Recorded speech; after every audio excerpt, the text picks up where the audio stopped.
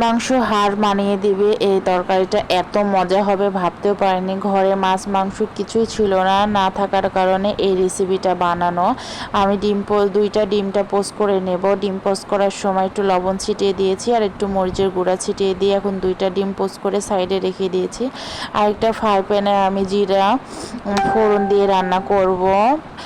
শুকনা মরিচ, জিরা আর সাদা ফল দিয়েছি 3টা। তারপরে পরিমাণ মতো পেঁয়াজ দিয়ে একটু নেড়ে চেড়ে, তারপরে হাফ চামচ করে আদা বাটা রসুন বাটা দিয়ে নেড়ে চেড়ে নেব।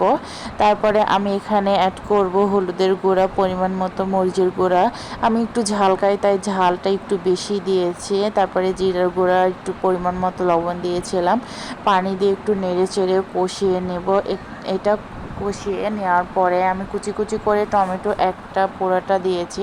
তারপরে মাংসের মশলা 1 চামচ দিয়ে আবারও টমেটোটা নেড়ে চেড়ে সিদ্ধ করে নেব, ভালোভাবে কষিয়ে নেব, একদম মাখা মাখা করে দেব। তারপরে আমি ডিম পোস্টগুলো দিয়ে দেব।